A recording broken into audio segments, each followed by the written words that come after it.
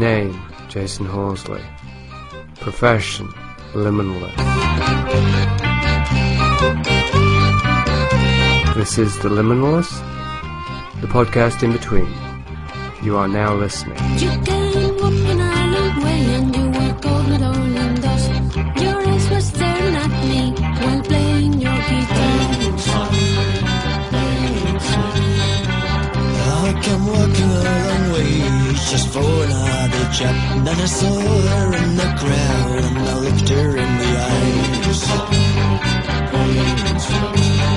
One little kiss from eternity, smile before shoot me down. Not spoke to you for a crazily long amount of time. 6 years, Yeah, but it's a pleasure to speak to you, Jason. I know we say that to hosts and that, but it genuinely is, so I've been looking forward to this all week. That's really nice. And speaking, since you mentioned the word host, that makes it easy to segue into what I wanted to say at the very start, which is a kind of a proposal for you, or it might seem like that. I propose that we, although we're recording this conversation, that we keep it informal, and just as a conversation between us, and then at the end we can just discuss whether we want to use it or not. Yeah, sure, absolutely, yeah. As long as we don't start talking about, our sex life and whiskey habits or whatever. Right. Then we well, should yeah, be all right. I didn't suggest this as a reason to go into, personal details or small talk or anything like that, but just so that we can be free and not feel like we're performing for some public out there. No, absolutely. And you know what? With each passing year, my attitude is that I wouldn't say anything privately in a room with one person that I wouldn't say publicly. So it's kind of a little practice I've been trying out. That I have a friend who does that, and I was been quite impressed with it. So well, that's how I am, as you may have. Yes, indeed, yeah. So personal things have played a growing role in my work, as I say, with each passing year or whatever. So yeah, I'm very, very happy to do that indeed. Right. Well, it's kind of the aim of this podcast, or one of them, is just that. For me personally, it's not to make the podcast, but to experience a connection with another living soul, another sentient being, as you once described me. And the podcast is the pretext for that. Like, you and I wouldn't be connecting just to shoot the shit. It wouldn't happen. Well, actually, this is kind of interesting as part in this context, is when I emailed you, I didn't email to ask you on the podcast, I just emailed to reach out and see what was up. But you offered to, and congruent with that, a couple of people right in the similar time said, what about Kramer, what about Kramer? So I thought, okay, there's an opening, there's a sign, and so we are actually connecting as if it's to do a podcast. But yeah, well, I didn't know you were doing a podcast again, but having seen the website after you made contact, I had a look and thought, oh, right, and it's all got, as I said earlier, a fresh look and interesting sounding, and just so many people have said over time, some of my favourite interviews have been when you spoke to that Jason person. And I'm like, yeah, and they're like, what's he doing? I said, well, he's an interesting character. You'll have to go and have a look for yourself. I'm not entirely sure. So I think to some people it might sound that we probably talk often, but as you said, we don't. So, I'd happy to add my two penneth to your project, and thank you for having me. Sure. Well, it wasn't, as I say, I'm not having you. You're not having me? No, I mean, what's a relief? I'm not the host, and this is the liminal thing. Yes, you're not a host, I'm not a guest, this isn't a podcast, it's just two guys saying things. Yeah, and if that happens, that's great for other people to actually participate in that. As flies on the wall. And in the larger context, which I think will bring us to the subject you suggested that we do talk about, which is really I'm totally down with this podcast, and it took me a long time to come back to podcasting for many different reasons. I was quite conscious that I did not want to be participating in the alternate perceptions community, like in the time that you and I have spoken.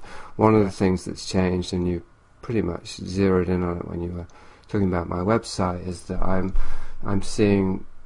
come to see what I do as being an artist. Like, I'm an artist, to sound so pretentious when I have to say it, but in terms of having to how I see what I do, it's a creative process, self-exploration. Yes, it is an individuatory path and all of that. I'm still interested in the same subject, but the context that I actually want it to be seen in is as an artwork and as an art project, as opposed to a disseminator of information / teacher. And so I was particularly conscious that I didn't want to reach out to too many of the quote usual suspects unquote within the alternate perceptions community, even knowing that was going to be a large part of my audience. For reasons that I think we'll get to go into today. So you're an exception, and that's not meant to blow smoke up your ass. That's just to give you some sort of context. Yeah, thank you. Yeah, well, I see exactly what you're saying, and if I were to do, well, I do a podcast, but mine's just, me monologues basically. But if I were to do it, I would do the same thing, and I'd be conscious that my list of guests would not be the same people that you'd see on, coast to coast. And so people talking about pyramids and UFOs and banking collapses and stuff. Not necessarily. But as you say, there's always a few figures who sort of cross over. But I think one thing you and I do have in common, if I may suggest, is that personal development is pretty central to what we do. And in my work, I think although I do speak to, let's call it the underground mainstream from time to time, my audience is small and niche and sort of quite loyal and excellent. It's not the sort of thing where there's hundreds of thousands of people like some characters. It's just not what I do, that, and my heart wouldn't be in that. So I've just slowly, organically built my audience over, 10 years or so. And it is very singular what I do, and I've come to enjoy it more and become better at it, if I don't say so myself, the more singular it becomes. So I'm not trying to do what anyone else is doing. I don't want it to look or sound like anyone else. So it's purposefully championing individualism, championing this singular aspect to say, look how different I can do this, and not be an asshole or pompous with it, but just enjoy, to use your image, the artistry of it. So my unfolding process of me and my perceptions is just a canvas, and it's not even really very valuable, but it's mine, and I enjoy exploring it. And sometimes I record those things. So I might talk to people, I might make notes about things, I might wander around and make recordings of that and share them. And so Neil Kramer is just a project about that stuff. But as you say, my desire to disseminate and be a clearinghouse and push campaigns and stuff really finished many, many years ago. I have no desire to do that. None. So I hear what you're saying, and the people I enjoy in the field, which are few and far between, I have to say, we'll come to that, they're also doing it. So I like to see people who are walking the talk. I don't just want to talk to researchers and scholars. They just bore me and disappoint me, and that's my own problem, no one else's. But when I see someone who's actually making changes and doing stuff, taking action, that to me is dead exciting and inspirational. And if that person happens to write books or say things and record it, great. But it's very, very rare, and it's become increasingly rare as time's gone by. I'm going to ask you a personal question now, quite a very personal one, because they say nothing more personal than money. Are you able to make a living doing your thing now, being Neil Kramer, to quote yourself? Yes, I am. That's what I figured, yeah. And I'll tell you why, though. It's not media, books and downloads and things like that, because if it was just that, the answer would be no. The reason is because I made the decision 10 years ago that the part of what I do that was most enjoyable was working with people. So I put myself forward as a sort of consulting philosopher. Not in, a grand sense. I would hope you would know this, but for the listeners perhaps, just as somebody who naturally is thoughtful and has gained a little bit of insight and has a knack for articulation. And I felt that there was a lot of people who didn't have any element of that in their life who might want to pay for it and engage somebody in the same way that you would somebody to teach you yoga or somebody to help you with nutrition. You know, someone who knows about that and facilitates a process. So that really is my living. So I assist people in their conscious development and spiritual growth to the best of my abilities, and don't really put myself forward as an amazing guru or teacher or earth-shattering, point of illumination. Just a guy who is thoughtful and quite disciplined and yet grounded. And so that is how it works as a living, to be quite frank with you. Mm-hmm. So if I look at the end of the year when I go and give my paperwork to the tax people so they submit it on the computer, when I look down the columns, the one that makes it work is that. There's the consultative element. Yeah, I would have guessed that. And is a large part of that returning clients? Yeah. I speak to quite a large number of people, and some of them I speak to like once a quarter, some of them once a month, right. Some of them just once. And that's fine, it's not like defined by how regularly you speak to them. Some people come with a specific issue. They've arrived at a crossroads and they've heard me speak, hopefully with some sincerity and wisdom a little bit. I think, yeah, it would be nice to get his view on that. And that's it. And they might pay me for that, and then that's it. They're out of there. So yeah, that is good. The other thing I decided was that publishing is fucking dead. And it's just impossible. And the bloke who was my, quote, agent, who got us a book deal for when I wrote The Unfoldment in 2012, a book, he said that the publishing industry really sort of died in the late 90s. And as technology came about, it changed how that works. And it's very difficult to make a living writing books.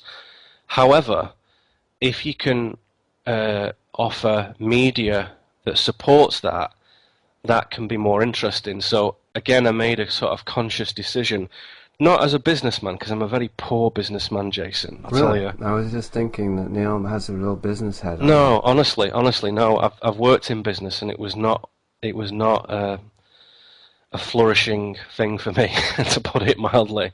I enjoyed the work, but as soon as I moved into a management and business role, no, it fell to pieces. It's not good. I'm not a businessman. I've had business managers look at what I do and say, wow, this is great, you must be making millions. I'm like, no, this is what I'm making. They're like, oh my God.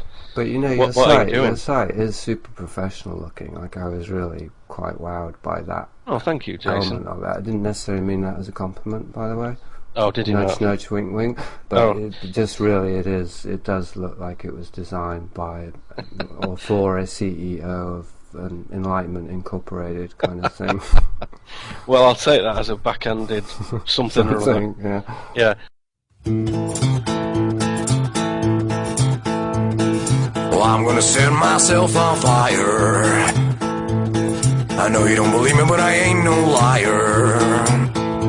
For there is so much hatred in this world. Fuck it, I'ma set the world on fire. And when I get to where I wanna be, gonna whip out my dick and piss on your fire. Oh my God, my dick's on fire. This situation's mighty dire. Well, I took my dick to the doctor and he said, boy, you got third-degree burns on your little head. One more time now, oh my God, my dick's on fire. This situation's mighty dire. Well, I took my dick to the doctor and he said, boy, you got third-degree burns on your little head. I'd rather have a day of nothingness in my calendar than an exciting day, you know, on Madison Avenue, any day of the week, any day, when I just wander down to the sandwich shop. You know, that's a day of success for me. Still, I mean, making a living doing what you're doing by whatever means, I mean, doing what you feel is in your heart to do, that's a very rare achievement. Yeah. Well, I'm glad of it, and it does feel like, as our Buddhist friends say, right livelihood. I can't think of a much better way of doing it for me, where the money is, you know, decent money. It's not blood money. I'm not exploiting stuff much. It's just, you know, PayPal and the banks or whatever. And when you take them out of it, it's an honest, clear, skillful product, and people who enjoy listening to it. Thank you very much. You know. Well, I'm going to try and be as honest as I can with you, as I always am with everyone. Please do. But also kind of self-revealing, transparent is the word. It's easy to say and then hard to do. Like one of the things that I've had around your work, I think, is basically envy. Like, oh, Neil's doing what I would like to be doing, and he's succeeding. Like he's got his insights, and he's put them together into a kind of coherent system, and he's able to sell them, and he's able to sell himself as a kind of teacher. And hey, why aren't I being as successful as Neil? Right? That's one of the things going on there that is quite difficult to say for me. The other thing that is inseparable from this is that I did get reasonably close to this within the days of Aeolus, Cephas, and even post Aeolus, post Stormy Weather, which, as you may recall, I actually dismantled or ended Stormy Weather partly because it was being successful, not because it wasn't.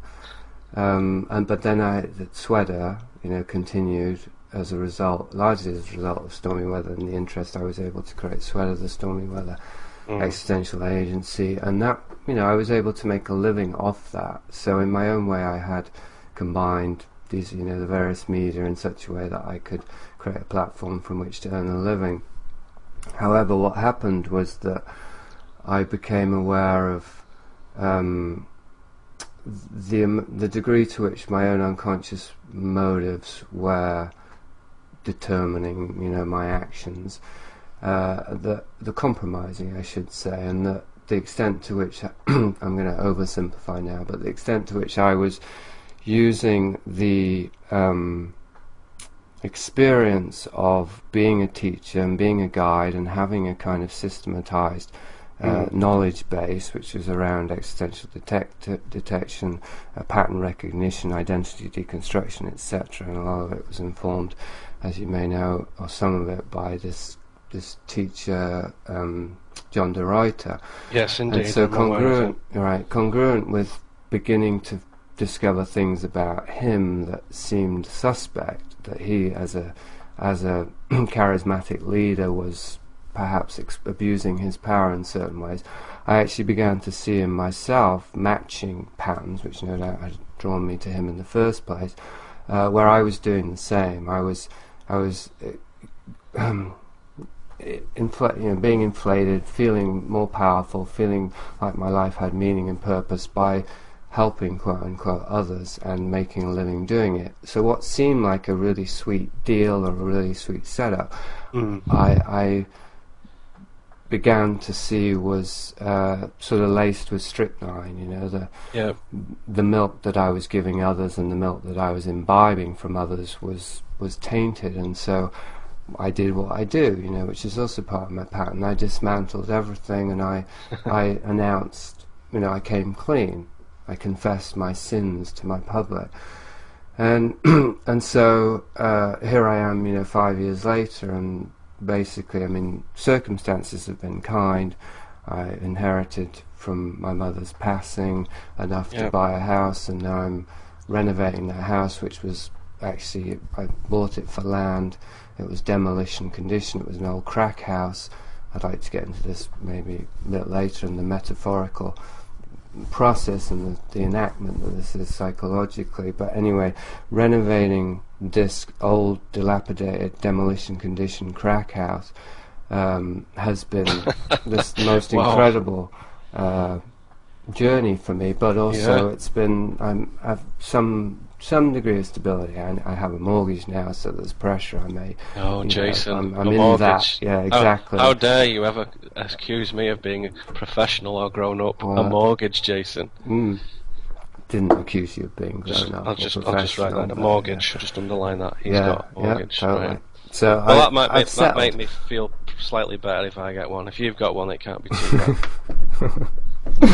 So yes, this is you see this is all sort of interconnected. That right. I had to let go of my dream of being this great spiritual teacher and guide, and just knuckle down and be a guy who's hammering nails and learning to do plumbing. And actually, I'm a lot happier for it. But I still look at what Neil's doing and I think, that could be me.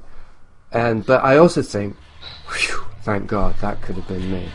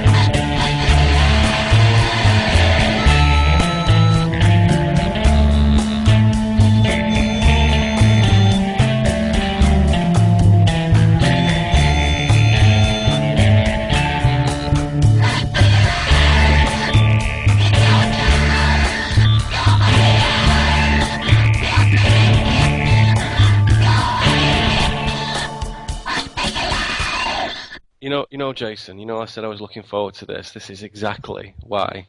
Because there are many things I admire about you, and I hope it doesn't make you feel uncomfortable to be openly complimented, but... It does. It does? Yeah, okay. But go ahead, I can take it. The number one thing, however, is you're just astonishing, as you call it, transparency. No one is ever going to say to anybody on a public recording between two well-known figures, I have felt envy about your work. So I just take my hat off you to say that. And I also immediately just am puzzled by it, because it's so idiosyncratic what I do, and I've turned down so many opportunities for wealth and association, fame by association. Come and do a show with this guy, or come and do a tour with this guy. And if I told you those, you'd laugh and think, right, I'll tell you what keeps it real for me, is that this isn't really how I define myself. So if I was on my deathbed, or there was a gravestone etched, I wouldn't have anything to do with this, really. I don't really think of it like that. Mine is just how I've become more fulfilled in myself. And what I do helps a little bit to facilitate that, but it doesn't constitute it. So my relationships and my connection with my environment is what fulfills me. And I've done that better in the States than I have in the UK, and it's had nothing to do with, quote, my work.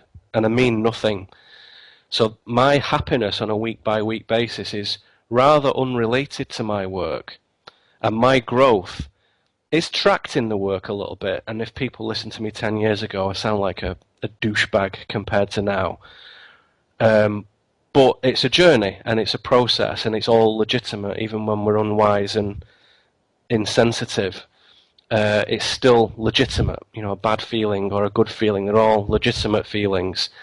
And so for me, I don't know, I think I might have said this to you a long time ago, coming from the north of England, which, you know, European listeners may know this, but it's a very pragmatic place, and you're encouraged never to, as we used to say, get too far up your own arse.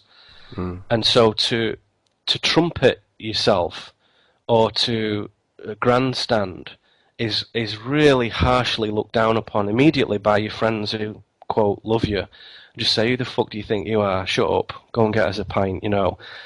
And I was brought up in that environment. So when I was a teenager, you know, I was playing guitar and we were playing band. I was in a band and we were playing crappy little places and stuff. And it was a teaching in humility, really. And that's never entirely left me. So now and again, if I do appear in a nice venue, like I did a TV show the other day, or I'm going to this lovely, interesting Omega Institute, and it's a nice environment, and it's interesting to work in those places, but I never feel part of it, never. And I don't think this is me, this is what I am, or this is what I deserve, or anything. I don't. I'm always like looking at myself from the third person thinking, look at you doing this funny thing. Anyway, what's for dinner? And I just have this impossibly detached perspective from it, where, and I'll be honest with you, it makes me miss a lot of opportunities for, quote, fame and fortune, because I'm just not that way inclined. I can't spot opportunities, and where there's an available point to, say, network with somebody who's influential, I will actively turn the other way, not out of some principle or ideal, just because it's not in my nature to do that. So I've noticed that the quality of my work has maintained a level of growth because I'm not having to compromise like anything, really. No one's ever come to me and said, don't talk about this, or raise this topic and, you know, diminish this topic. No one's said that. I talk about whatever the hell I like. And that maintains a freshness to it. But yeah, from that point, it's just been establishing, Neil Kramer's way of doing things, which is hard to put a label on a little bit. I use the word philosophy because it's a friendlier word than mystic, which sounds a little bit pompous. It's hard to say that with a straight face. But mysticism is more what I've been interested in from really teenage years. So I'd say, philosophy for living is a little catchphrase that I invented to say what I'm doing is giving you models and thoughts and perspectives on how to fulfill yourself a bit more and express yourself a bit more genuinely. And that's it. And if you don't like it, fuck off. And if you do, great. But it doesn't hugely affect me what people say or think or feel. Not much. It does a little bit. Anyone who says it doesn't is lying, but it's not much. And I think that's a part of it. And perhaps you're, as an intellectual, sensitive man, we all have to find strategies to not be bothered what other people think about us and how we're perceived and how we're acknowledged. I was just talking to somebody last night about acknowledgement. And I think for me, I have slowly learned that the only acknowledgement of my work is fucking me, is myself, that at the end of the week or the month or the year I can look back and think, that was pretty good. Kramer, what you did there, that was a nice little piece, or that was a good poem, or when you met with that guy, it was good, and he went away feeling more capable. Well done. Now, go and have a cup of tea. And that's it, period. That's the fucking end of it. That's my acknowledgement. What somebody says somewhere on a screen is kind of bollocks, really. It really is. Even though it's generally nice, I've been very careful not to draw myself into that too much, because I've seen how it destroys people and subverts them, and I just thought, be careful of that, because you think, oh yeah, I'm not bothered, I won't succumb to that.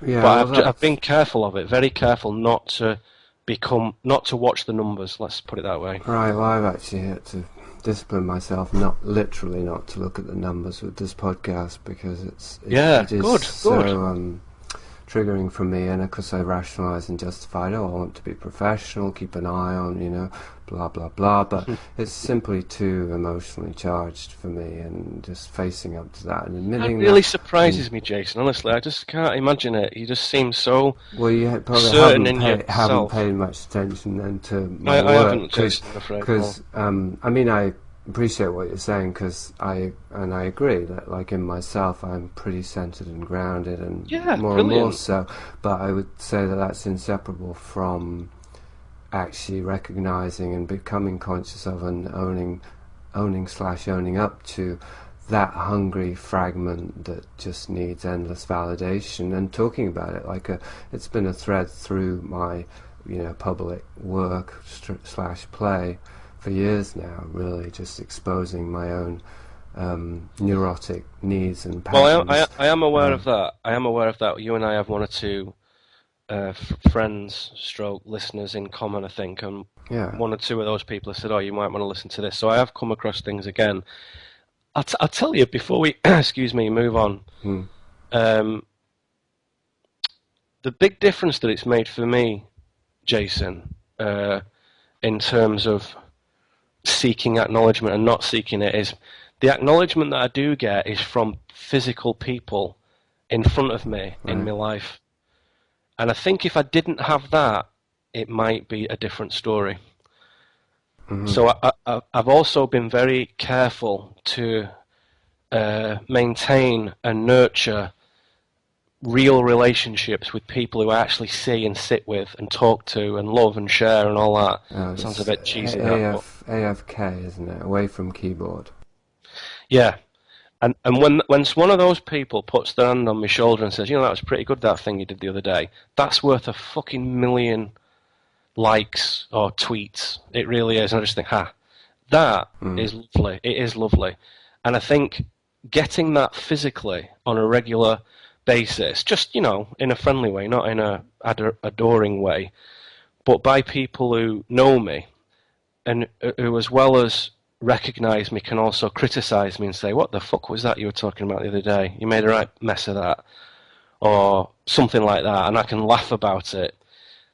That is another grounding element, and I think if I didn't have those people in my life, I'd be more looking to the outside and looking to the numbers on the screen for that. Not a lot, but a little bit. So there's definitely an element to that. So sure. Well, that's quite apropos, because where I'm at with the renovations and settling and putting roots and all that stuff that I mentioned already is setting up a local business of sorts that will mean participating with the community, and I've been very aware that this is going to this hungry endless quest for fame, which I know is endemic to everyone in the Western world now, but is stronger in me because I was born into entitlement. I was born in a kind of closet aristocracy. Yes, so I was conditioned with this belief of that it was my birthright to be a somebody, capital S, and it's been really fucking hard to get free of that. My brother, it destroyed my brother. I know, I'm sorry to hear of that, Jason. Literally consumed him, and I'm the age he was when he died. I'm now older than he ever got to be, and I was aware of that when he crashed and burned. That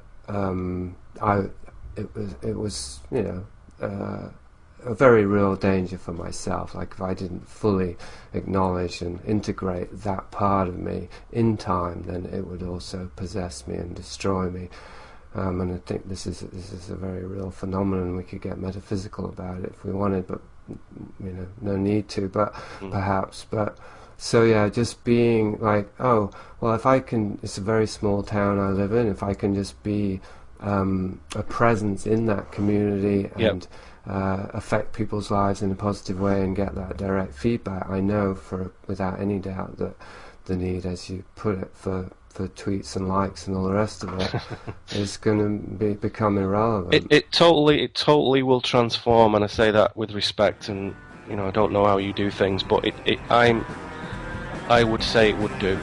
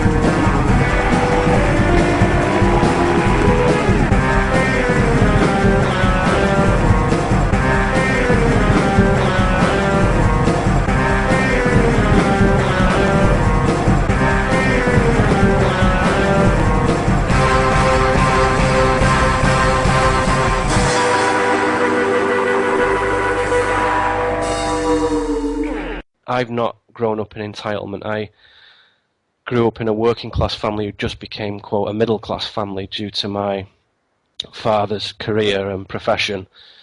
And it was like my grandfather was a steel worker, my other grandfather was a high school teacher, and then before that, one was a coal miner, for Christ's sake. So you can't get more physical than steel and coal, right? So for me, as someone in our family, to be earning a living in an abstract way is very strange. I'm sure you must think this. It often strikes me that the essence of what I do is utterly intangible. It's ethereal. It's even inexplicable to some people who don't have a philosophical bent. It's hard to tell them what I do. But I have a slightly romantic view of it, that it's nice to consider oneself from time to time that, like the old Greek philosophers whose job was, in certain quarters at least, simply to wander around or sit peacefully and say things and contemplate, and people would sit next to them and say, "What are you thinking about? And what does this mean?" And they'd say, "Oh, I don't know, maybe this, maybe that." And I think, what a lovely thing to do that is. What a joyful livelihood, what a luxury that is, particularly, of course, now in a modern age. So part of my project with being Neil Kramer has been to try and make that a little bit of a reality in what I do. Just to say, yes, we're just saying stuff, really. We're just thinking and sharing thoughts, and that is a legitimate thing to do, not to be doing things and having bloody projects all the time, but just to be gently contemplative. And I think people love that. And they would look to people like you and I sometimes as a beacon for that. to think, you can get these guys to talk about anything. Jason can talk about his plumbing. I like bird watching, for example. That's very geeky, isn't it? And Neil Kramer podcast about raptors on the Pacific coast, the turkey vulture and the bald eagle and the red-tailed hawks. If somebody said, here's $1 million, your job from now on is as an ornithologist, I'd go, great, and I'd drop this overnight. So I get a bit of voice of skepticism now. Okay. Because I just listened to Talking to Henrik, and the part 2 of the I listened to both parts, but at the end of part 2, yes, you were waxing quite eloquently and quite, dare I say, grandiloquently, if that's the right pronunciation, about multiple communities across the world of centres of excellence. Oh, yes. Bring about the new, Teutonic age of the Übermensch, or... just colleges of learning for people who want to accelerate the growth. So think about how hard your path's been and what you've learned. And if a young man came up to you and said, Jason, you're a wise man, help me grow. I would say, stop right there. Let me just say this. Yeah. And they say, help me grow. What pointers can you give me? What are the dead ends and what are the smooth, rivers flowing freely that are good to paddle down? If somebody came to me, I could say, fucking hell, sit down, put your pen down and just listen, and I can talk to you for a little while, and then you can go away and come back in 10 years and see what's happened. But we can help, just like there's lots of people who can help and say, there are ways of doing things that make it easier. You don't have to learn through suffering. That's been the way at the present time on this planet, I think, and it has been in my life, and I think it has been in yours too. Definitely. But it doesn't have to be like that. There's another way of doing it. And so I think we chose suffering, knowing that we just had that millimetre extra strength to survive it, whereas most people cannot. And you just about do it and think, right, I'm finally kind of seeing that this endless bloody polarisation does indeed serve a sort of purpose and bring a degree of insight and wisdom. And for me, there's definitely things, let me give you a hard example. If somebody had said to me, you can only be loved to the degree that you love yourself. If someone had told me that at 15, things would have been a lot easier. That's a little gem that no one fucking told me, which I've had to learn the hard way, right? Yeah, I'm not sure that it helps, though, if somebody tells us things, because we tend to ignore it anyway. Well, do we, though, depending on who it is? If it's your bloody geography teacher at high school, you think, yeah, fucking shut up, whatever. But if it's somebody who has walked it... Who's embodying it, yeah, for sure. Who's embodying it, and the scars on the face to show it, which I have and you have. So, but that somebody would probably need to be our father, I think, for it to really land not home. Oh, goodness me, no. That I agree there's a paternal and maternal aspect, but it's archetypal. It's not. I don't think it has to be biological. It would simply be a school where you would go, like any other school, and learn and become attached to some teachers, and there'd be semesters and there'd be courses, and some would be better than others. But the standard of excellence would be very high. And you'd say, this is where we go to learn and focus and gather. And I'll tell you what the main principle of it is. It's nothing sophisticated, it's simple. People don't gather enough, period. So if somebody gave me a wodge of money and said, go and make a mystical college, I'd say, yes, please. But top of the list would be creating a high-quality space for people to just come and hang out, period. Not just any schmuck, but people who are serious about their own development and their own life, and want to be better, want to be more whole, and want to resolve issues and dissolve impurities. You say, well, there's this place, and there's like 10 guys who teach there, and 10 women, whatever, and it's pretty good. It's not perfect, but it's pretty good. I don't know of any other place. And that's what I'm talking about, is that, as far as I can see, travelling around a little bit, I've never seen that. So I would love to create a place like that. Well, don't you think it's been tried, though, countless times over the millennia? No, because this is not. I mean, this is over the millennia. Yeah, yes. This is certainly something that I've thought about, and I attempted it in my 20s, right before I disinherited my whole fortune, and more recently been hanging in Finland, as I said, with Dave O'Shan, an enlightenment coach, and these retreats, like 7-day retreats, and we've even talked about doing an intentional community. And well, where am I at now with it? Just that I think, and this is when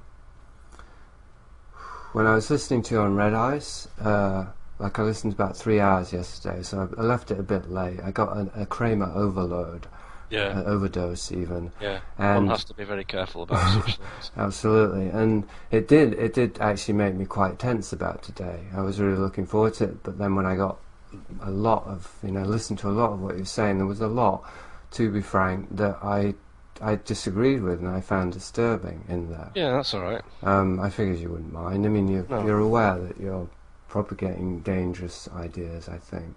Yeah, hopefully. Right. So, but specifically in the context of what we're saying now, the use of the word will, like you're very into will. I think you're connected to individuality and, coming into our own individual soul expression and how that relates to the use and the appliance of will.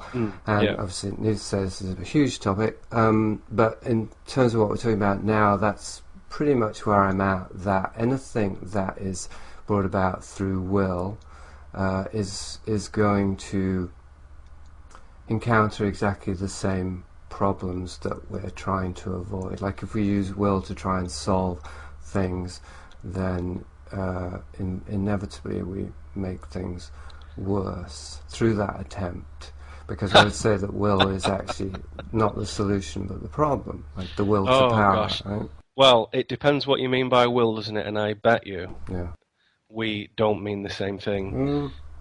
I think we probably do. I mean, Well, go on, I've got just the tell me Castanedian sense of will as it's an energy rather than a mental thing, so I think we'd probably agree on that. We're not talking Not about... for me. That's not what I'm talking Okay, about. why don't you go first then? I will, because I don't want you to say loads of Right. excellent things and I just go, no, no, no, like a big girl. Mm-hmm. Let me respectfully answer your question. Will is God's will. It's not man's will. That's the big difference for me. What if I don't believe in God? Well, then you can go and fix your house up and enjoy that. Yeah, and that's that I would say is the body's will. For me, like the will is I guess, to answer your definition, is an expression of the body. Yeah, and I hear you and I understand that. For me, the only thing that we have that's ours, ironically, which is the reverse of what many people think, is mind. So mind, we have half of it, and that's from the animal. The heart is like what I consider the soul bit of you. So your heart is your sort of bridge to your soul, which is very transcendental in nature and is to do with merging things. But the bit of us that's, quote, divine or from source or really eternal is will. And it's not yours or mine. It's not the animal's will. So perhaps that might explain what the fuck I'm talking about. Again, sincerely saying that to you, not to try and debate or argue. I couldn't care less. But to me, it was... if I thought it was man's will, I wouldn't say what I'm saying. But if anybody finds that interesting and digs into what I'm saying on these, workshops and stuff and downloads Alchemy of Will, the will really is a shard of divinity. This is, there you go. Off you go with that for 1,000,000 years and go and do stuff and come back and let me know what you saw, what did you witness with your piece of will that for a period of time you had freedom with, and you could choose your own actions and destructions and creations and whatever you want, and then come back and tell me about it. So is that soul then? Synonymous with soul? No. Soul, I see, is really just a container for identity. So identity traits and patterns. So that's not eternal then? No, definitely not. No, it is finite. So the only thing that is eternal is this divine will, and I use God, I know that's a very big word to unpack or whatever, but let's just say something divine. It sounds like a doing, though. Sorry, we're going to get into rapid fire stuff, again. But will to me implies, and we are using language, so obviously we know it comes with baggage. Sure. So will, wouldn't you say that it implies doing? It implies action. Yes, I would. I'd have to agree with that. The essence of will is something outside of oneself, which is not yours. The manifestation of will is action, which is don't just talk about stuff, do it. Mm-hmm. So that's where my problem comes in, because to me the eternal... Well, tell me what it is, because honestly, it's refreshing to hear this. Yeah, I mean, I don't know. It's not like I work this out in advance. I always say this to Neil, and I got my bullet points. No, I just want to talk to Neil and see what comes up. And so, we're talking about the eternal essence. To me, that would be soul, but that doesn't matter. That's semantic. But if it's eternal, then it's not temporal. Therefore, it doesn't do anything. There's no doing involved. So then, that would be where I start to question. Well, hold on. Which part of Neil, or which part of me, or which part of anyone is wanting to do, is wanting to use or apply will? Yeah. It can't be that eternal part, because the eternal part simply is and accepts that there's nothing to be done, right? Thank you. I grasp what you're saying now. Right. Yes, let me just say something about that for a minute. Anything that is infinite and that is eternal is, to use the old language, is unbegotten, is unmanifested, and therefore there can be no doing, right? So I utterly agree, and when you sort of blend into that, it's very much a not doing, and it's the closest we might say is a being, or a not doing, but it's definitely not a doing, I agree, right?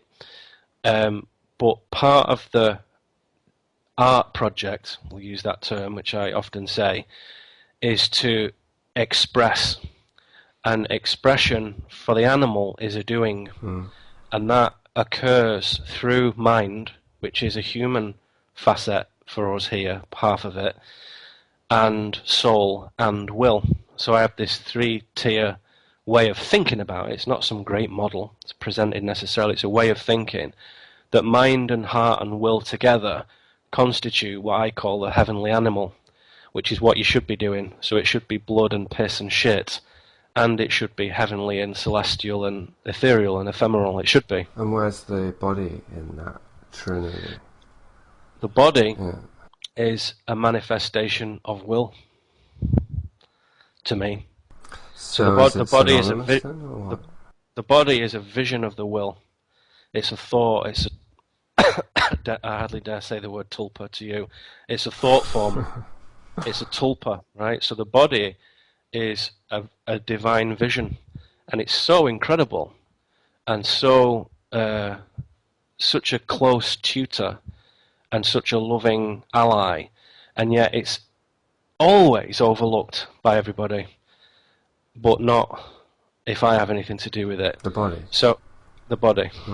The body being central to your learning process. So the two most important elements in one's growth for me is the body and the sun.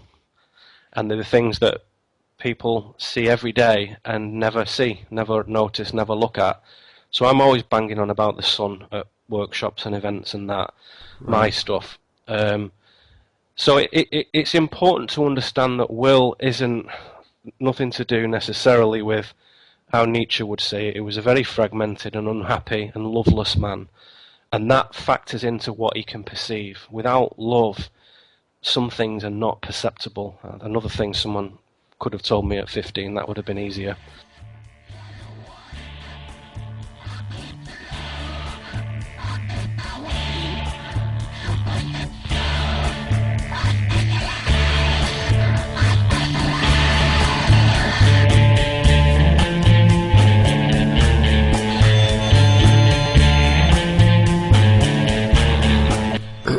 That was the first part of my conversation with Neil Kramer. You can listen to part 2 as well as the outtakes next Wednesday, the 27th of May. This podcast is a labour of love. There's no subscriber section. This podcast will always be free, as far as I know. If you do want to help keep these podcasts going, you can make a donation monthly via patreon.com/liminalist, or a one-time donation at the blog link at the website auticulture.com.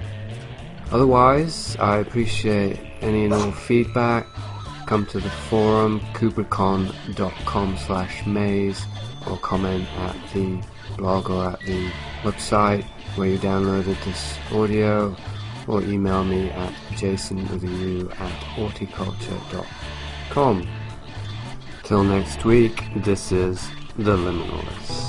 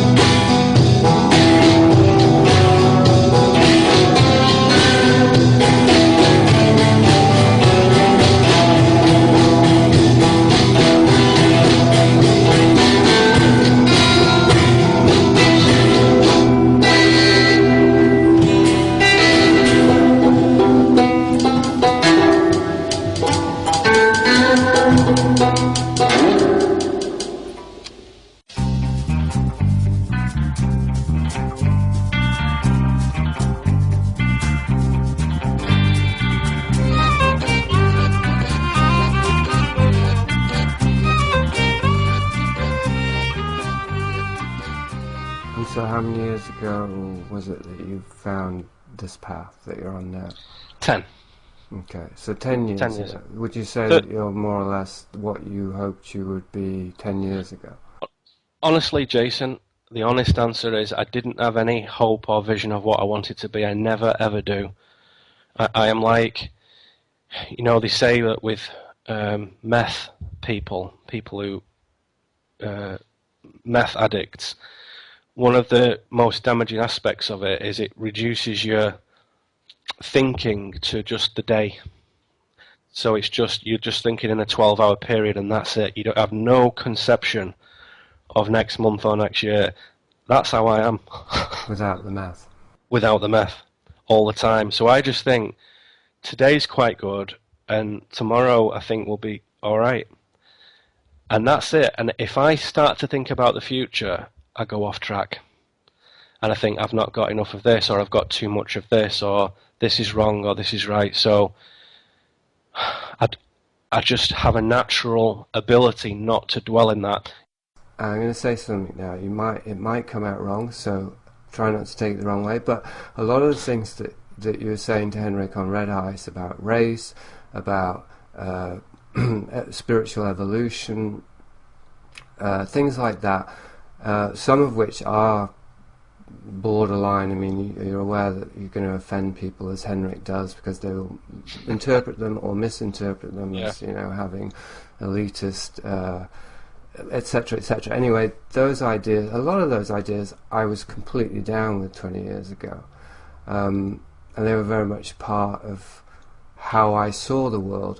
But this path that I've been on has been like a brutal stripping away of everything, not everything because it's still happening, but of a large percentage of the beliefs I had that weren't sourced in, what's a hammer do when it hits a nail, in really direct experience, as opposed to visions, dreams, which I still pay attention to, needless to say, psychedelics, books I'd read, systems of belief that I internalized and that did become real. They do become experiential, but are they really, are they? Is it second matrix? I mean, this is, to bring this, if we can, take the focus off you or me, but to the larger community. A few years ago, I was talking a lot about second matrix. The term didn't get picked up. I'm surprised and slightly disappointed, because now, 6 years later, I feel that the second matrix has been built, and it's just, I don't really want to have anything to do with the alternate perceptions community now, because I think it's all, and this is also the more I've researched, like theosophy, I'd say was a psyop, quote unquote, oversimplifying, for brevity's sake. The esoteric knowledge that we have picked up, that's filtered down to us, that we've incorporated into our lives, and we've reformulated, and what's the source? It's really very dodgy, I think. Like, we've been fed a whole bunch of... It's hard to disagree with any of what you've just said. I think one thing that I've noted in communicating with you is a lot of your work is quite self-focused. Your self-possessed method, which is to some degree use self as the instrument for your own transformation and track that. Smart, intelligent people, intermediate and advanced students will get that and follow it. Newcomers won't, Jason. I speak to newcomers as well, and I don't think you want to. And that's the red ice factor. That red ice is always full of newcomers, and then as soon as they move to the intermediate and advanced levels, I think they move on.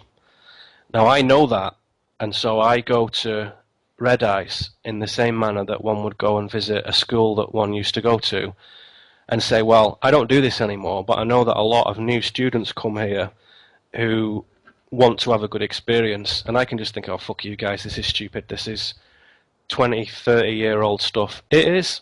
It actually is, I agree. But there's an element in that where I think, well, there's always newcomers, and it's really easy just to forget that. Because perhaps, like you, I shouldn't keep presupposing anything you think, but we enjoy speaking to the intermediate and advanced people who are already where there's a whole thing that you don't need to explain and we get each other. For me, I've experimented over the years with speaking to newcomers, and that means audiences that sometimes I'm thinking this is crazy, but it's a good exercise in trying to be real and not having to do massive explanations and yet being respectful. So for me, it's a good exercise doing something like that, because it's not my natural enjoyable subject matters. Mine are naturally hard to explain and presuppose a giant piece of study has already taken place in the individual. That's when I most enjoy it, frankly. So doing red ice is a good exercise for me. And to be honest, doing it recently, I'm so tired of hearing about equality and discrimination and race that I was keen to get on there and just think, okay, fucking hell, I am so sick of this shit in the news at the moment. I am going to enjoy and indulge myself for a moment in, let's just be careful of our terms here. So that was a thought with red ice. But more significantly, let me just address what you were saying, if I may. The main trend that I've noticed in the alternative landscape, the alternative perceptions community, as you call it, is a striking lowering of quality, a real drop-off in the caliber of speakers and insight and research and whatnot. And there's just so much rubbish to wade through now. It's just genuinely difficult to locate the good stuff. I mean, you could say it's a bit like music. You need to kind of follow and track certain musicians and studios and genres and tours or whatever to keep track of where the real juju is. You can't just switch on the music channel and expect to hear something good. That doesn't happen. You have to sort of seek it out. But alternative views of the world in terms of philosophy and metaphysics and shamanism and whatnot, now in the, let's call it the mainstream underground, which is perhaps what you're calling the second matrix, is rubbish. And 10 years ago, it wasn't very rubbish. 10 Now it years is ago, very I was rubbish. so excited. I just read the blog post about our first conversation, and it's talking about how the new counterculture is forming, and it's wonderful. I know. And I really believed that whole I thing know. back then. So I feel that people who put themselves forward in those days, and let's be immodest for a moment, like you and I and others, felt that they actually had some skill and expertise in what they did, and spirit and creativity and attitude. But we knew that we had something worthwhile to say. And when I started speaking seriously in these circles around that time, most of my peers were good. I didn't necessarily agree with them all, just like you and I don't agree, but I think we can respect each other's craft. And they were decent, right? Men and women who thought deeply, were talented communicators and had reason and wisdom. Now, I think that's very rare, very rare. And I think there's maybe 10 people out of hundreds who are any good at all. And most people out there, I was just joking about this yesterday, are just saying shit. Mm-hmm. And it's sensationalist, it's irresponsible often, and sometimes just plainly untrue. It can be entertaining, but it is rubbish. And so a lot of what I would just consider as casual observations are being presented as sort of erudite analysis. Mm-hmm. I mean, that's their choice to do that. People are free to do that, whatever. But as I said to you before, Jason, if a young man were to come to me and say, "Hey, Kramer, where can I go to hear consistently high-quality conversations with wise people?" I'd struggle to point them to a dozen quality resources with consistent output. I think that's hard. So I think one of the methods of mainstreaming the underground has been to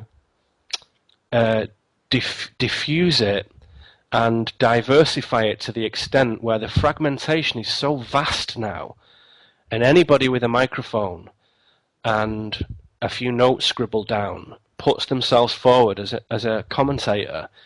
It's difficult to digest it anymore, and the people who are in those realms are not scholarly. So we might have not liked or not resonated with some of the people 10 years ago, but most people were pretty good. Like 9 out of 10 people on those shows, whatever show it is, were pretty good, and now it's fucking 1 out of 10 if you're lucky. Yeah. I was just wondering if it was us that had changed or it, but I think it's both. I think we have changed, and like I say, I would offer as a thought to you the idea that as we mature and progress, our audience gets smaller because we speak into advanced students, and I have no qualms in putting myself forward in that way. Only in terms of the amount of time, not advancement in some great, vast celestial illumination, just in the amount of work and effort and stuff. We know the basics, we know some of the intermediate, and we know a few advanced things as well. That's where our focus is. The mainstream underground is completely focused on the other end. Newcomers. Yeah, well, something that happened with ufology, which I think is relevant here, I mean, in a general sense, it's totally relevant in that ufology was a research field, and then it became basically a form of entertainment or a wing of pop culture. And I think that this is happening with conspiracy theory, and it basically happens with everything. It gets incorporated into the cultural Borg. Damn, that was going to a point and I just lost it. Fill the space. We'll talk about red ice for a minute, because I think we'd mentioned that. Should we do that now? Well, I'm still at that point. You want to finish that point? There's a missing piece. You know how this happens. Like, it sort of comes to form in one's consciousness, and then the opportunity comes to speak, and then so there's a missing piece. But the ufology thing, I was saying, it's all becoming commodified. Yeah, then like Bigfoot was a dead interesting thing a while back, and now it's like a joke subculture.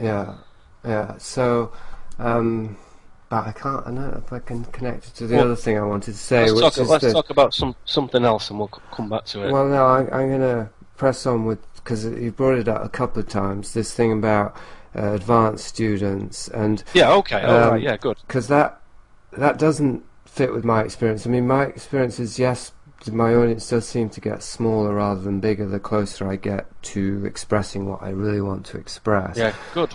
So there is that, but the idea that this is because I've got this filter and only those who are really progressing on the spiritual path are passing through the filter doesn't seem to hold up, because No, I'm not quite saying that. well, What? if I can finish, Please do. Yeah. my sense is kind of the opposite of that, in that those who have spent more time on the esoteric digging and putting together information and trying to turn it into some sort of worldview, they're actually there's more to take apart to get to the truth with those people, because they've been digging away in the second matrix, going deeper and deeper into the second matrix, thinking this is it, this is reality, and in actual fact, no, it's not. It depends who it is, though, doesn't it? I know people who sit on the computer and do that, and it's not good, and it is just pulling mirror pieces apart and reflections, and you're not sure what you're looking at, and you've got this enormous jigsaw puzzle on the floor, and it's not really getting anyone anywhere, because some of those pieces are false and you can't tell one from another. But there's another kind of method where you're not doing that because there's no media involved. And in my history, in my growth, and with the people that I've worked with, that's a way of making sure that the progress is more on target, which is you close your computer. So you're not doing any research, you're not looking at your computer, you're not doing anything in your browser, forget it. You get out and you do stuff in the flesh, and it's with people or not at all. That's been a huge change in my work, that my most rewarding growth personally and my most rewarding exchanges with, quote, clients have been physical, not electronic, not media, not representational. It's face to face. Right. Yeah, because that's been the sort of baseline. That affects it. That affects it. Yeah. In a positive way. Because otherwise, you can drift into being an endless researcher, which is not life. It's not how to be. Well, because if it's in that context, and I wouldn't make it a simple dichotomy as computer versus real life, but sort of theoretical knowledge and exploration of the mind, or living in the mind, let's say. If that's your context, it can seem real, and it can seem like it's becoming more and more real, because, as I say, you're going deeper and deeper into the mind, you're creating these mental constructs, and they really look wonderful, these cathedrals of ideology and metaphysics and all the rest of it, and it's fun for a while. But when it does come to actually getting down into the nitty-gritty of real living, I mean, this was a big inescapable realization for me around psychedelics, just how little they helped me just to live my life, right? And the same with 90% of this knowledge, is that knowledge in quotes, is that it's really fascinating, and you can certainly turn it into very eloquent descriptions of reality, but does it actually apply? Like this came up with Paul Levy recently, like talking about evil. Well, I don't encounter evil in my day-to-day life. There's no such thing as evil in my life. Me neither. So why are we talking about it? And this is true also of... Well, it's a Paul Levy model, isn't it? And it's like, some people like that, and some people find it useful. For me, there's no good and evil in my world. It doesn't exist and never has done. Right. So, but we all have our models, and I'm not saying I don't. Like, my model currently is embodiment, and that the psyche needs to land in the body. Mine's embodiment. You can't have embodiment. It's mine. Hey, something to fight over. But I'm aware it's just a model, and it's got its limitations. And but you're merging with it physically, though, aren't you? So you're applying the model in the renovation of a very important space in your life. Right. And in my model, I often say mind, model, heart merges, right? So the mind models stuff, heart merges with things. Okay? You can't do that on a fucking screen or a page. So in my day, I can have a super conversation with an interesting man like you and enjoy it. I think that was good. People might enjoy that. But it's afterwards, when I go and walk out down the street and see the bloody bird on the branch, that's when being begins and merging begins. So unless my models are applicable through demonstration, I fucking drop them. So I agree with, in terms of knowledge, particularly abstract and esoteric knowledge, there's such a lot to do that you can just become a scholar, a processor of knowledge, and reciting and remembering and drawing old files out and presenting them in new ways. That has lost its thing for me a long time ago. I would say that I am pretty much 100%, I am pretty much results driven. So I do what works. So if Blavatsky comes out with some theosophical thing that works, I'll do it. I think this is good. And then if Gurdjieff says something, or Alan Watts, or fucking Conan Doyle, he was a real abstract thinker, and didn't know that till recent times. Or Manly P. Hall, or fucking my hero, Fred Dibner, you know, the bloke who used to blow chimneys up. No. If somebody comes out with something that works, I'm doing it. And then I piece that lot together and say, here's some models that for me have been applied successfully, in that they have provided full expression of self. So the red end of the spectrum, you know, the animal, the green end, the romantic, and the blue end, the celestial thinker. And they work. And in that full expression, wisdom comes. You can't have wisdom without the red, the green, and the blue, let us say. You can't just fucking think about it. So I'm big into that embodiment, and enactment is a word actually I just wrote for this project I'm doing. So enactment is a favourite word of mine at the moment. I'm sure you're fucking stealing my emails or something. I feel that very strongly, you know, very genuinely in my life, and people will call me out on that who know me if I miss it. So I'm very on that. And I think that when you speak to somebody about these issues, they can tell and say, okay, well, here's another esotericist, right? But this guy, he's only sharing the stuff that works. He's not going to bamboozle us. He doesn't feel pleasure in mystifying us. He's just trying to say, hey, look at this. This clarifies. This dissolves that falsehood. And this supports this beautiful truth, I think. Anyway, it's all just what one man thinks. See what you think for yourself. So you can always preface it with that. There's no grandiosity in what I do, and where that's seen, I would say it's a misinterpretation, because I'm pretty fucking close on that. What I do like, though, and this is perhaps what sometimes you might hear and feel unpalatable, is to inspire people to have confidence in themselves, which I don't think many people do. To think, you know, get out there, make changes, fucking do stuff. The key for me was that the job I wanted didn't exist, so I had to create it. So I said to Henrik, there's this phrase, viam inveniam aut faciam, find a way or make one. And I had to make one, and that was my mistake, that for a long time I was trying to find the path, trying to find a way, trying to find an expression. It didn't fucking exist. There wasn't a path. I had to make it. I had to just get my machete out and cut one, you know? And again, that's an example of what a 19-year-old young man would say. Any tips? I'd say, yeah, find a way or make one, right? Don't just go from the menu. Make one.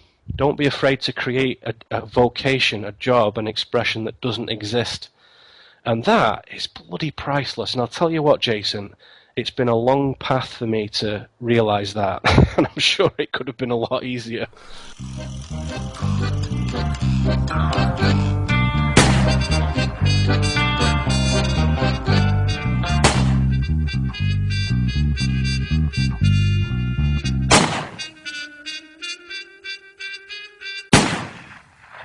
I'm happy that you've found a pleasure in renovating your house. I spoke to a man the other day, and he was renovating a house in China or something, I can't remember. He was an American guy who was over there, and he said it was the happiest time of his life, and he's like 40 or whatever. The happiest time of his life was 18 months slowly renovating a house, He said, I can't remember a time when I was ever... And he was very active and intellectual. And, yeah, you remind me of him saying that. Yeah, well, that would be part of it then, because for somebody who, like your family background, was working in steel and all the rest of it, and that was just part of the climate that they were used to, then renovating a house wouldn't necessarily be refreshing. That's true, yes. And actually, if you were a fly on the wall or a bird on the wire watching me renovate the house, you might think that I wasn't really enjoying it. I know. I get quite Basil faulty a lot of the time. Yeah, you conjure a good image there, Jason, I can feel it. It's very cathartic, let's put it that way. So have you gotten skillful with the tools and whatnot? Have you noticed you've become more capable? I have, and this is interesting kind of in the context of what we're talking about as well, is that actually there's various threads I can see coming together now. If I had seen where I am now 20 years ago, I would have been horribly disappointed, because 20 years ago I had all of this esoteric knowledge and all of this philosophy and beliefs about things, and including myself, that I was the one, and I thought that it was all going to crystallize and come together on my spiritual path, which I now see as my will to power, and they're not the same thing.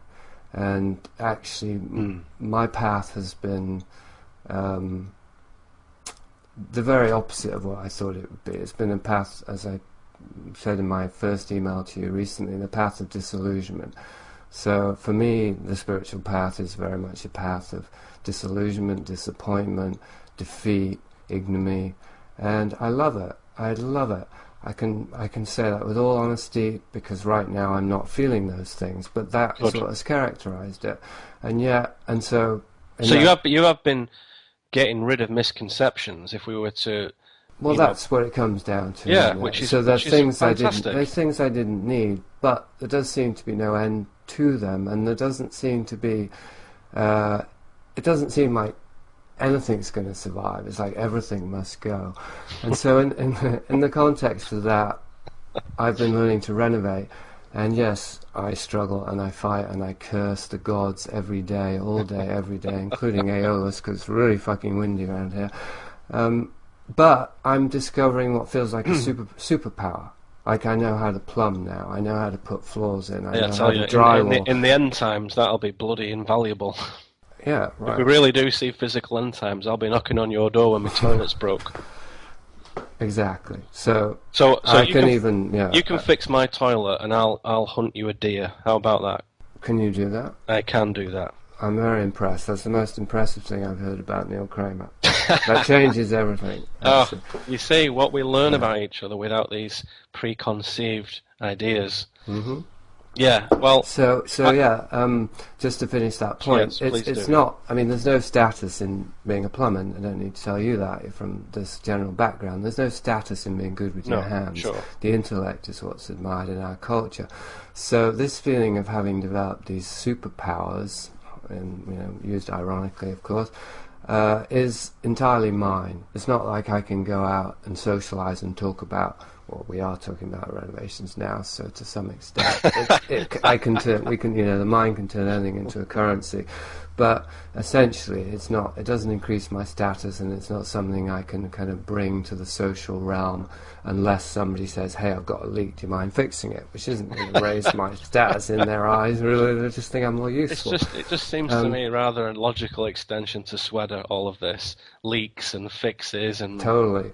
It's the metaphorical value. It is. You've just physically, moved it along the spectrum, haven't you? Enactment. Yeah, it's enactment. Indeed. It's I want to say embedding in the body, but it's more like it's actually something that is in the body that's actually becoming conscious now. It's instinct. And then what is instinct? Instinct is like this internal GPS system in the body, which is the connection to the soul. Like the soul is what guides the body, or the psyche, as I tend to prefer to call it, but people keep thinking the psyche means the mind, which to me is just like digestion is just a side effect of biology. Well, that's like me saying, well, we run the risk of that, but if they pay attention, we get around to explaining it, don't we? We do, yeah. We have to be very clear about our terms, and there's something I've had to learn over the recent years is just how much communication is about what's heard and received rather than what I think I'm transmitting, and how much gets lost in that translation.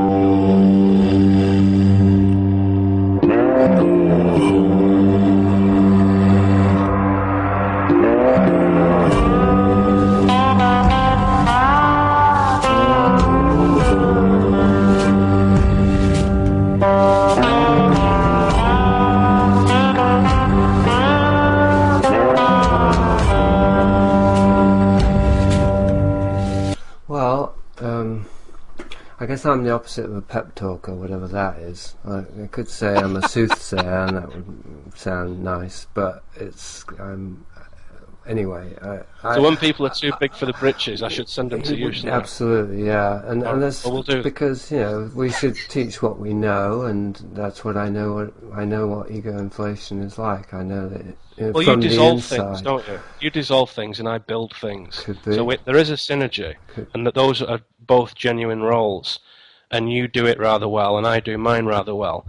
So we have to say again that those two roles are legitimate within a system of expression. So you're dealing with a particular part of the spectrum, I would say, and so am I, and they are opposing in some way. So if we glance at each other's work and life, there might seem to be, rather stark differences. But actually, if you follow it round, it is a nice circle and say, you do need both these things. You need to destroy stuff, go to Jasun. You need to build stuff, go to Neil. Mm-hmm. Yeah, well, because I, as you probably know or could guess, I didn't have any problem making my own way and forging my own path through the machete. I mean, I was given a very nice machete, like with a huge inheritance, and so there was never any question that I was going to make my own way in life, and so because of that, and to be contrarian again, it's not by choice, I can't help it. I'm now in the position of looking back at the way that I made and saying, God, what a bloody awful mess I made of that jungle. Look, if I'd just been more patient, I could have seen there was a way through there, and I could have gone round there, and I would have even come across some nice fruit and a spring. Instead, I hacked the whole fucking jungle apart with my machete. But that's the joy, isn't it? Because now you can say, it took me 20 years, but I can say, there was a path that I could have gone along. Yeah. So, find a way or make one. You can do both. So I found paths that were good, like, be a poet, be a guitarist, work in an office, be a lover, be a warrior, be a joker, be a scholar. And no, not any of those were really quite for me. They didn't really work, and there were people better than me and people worse than me, but that didn't factor into it hugely. It just wasn't for me. And in the end, it was like, well, your way of doing things doesn't have, there's not a drop-down menu with it on that item. It's not in the menu. Right. You're going to have to create aspects of it. There are paths that are good. It's been useful knowing about Zen and Buddhism, and Hermeticism in mystical philosophy has been very central to what I feel and practice. They have been worthwhile paths that I was happy to walk along and just look and be, very open on that path to being a newcomer, like beginner's mind style in Zen, Shoshin, they call it, don't they? Just being open as if you say, look, I'm a beginner, I don't know anything. If I were to go to a Spanish class, I don't know how to speak Spanish, I'll just sit there, shut the fuck up and listen to the people who do know how to speak Spanish. And in Zen, they call it Shoshin. And Shunryu Suzuki used to say, in the expert's mind, there are few possibilities. In the beginner's mind, there are many. And you can extend that beginner's mind forward.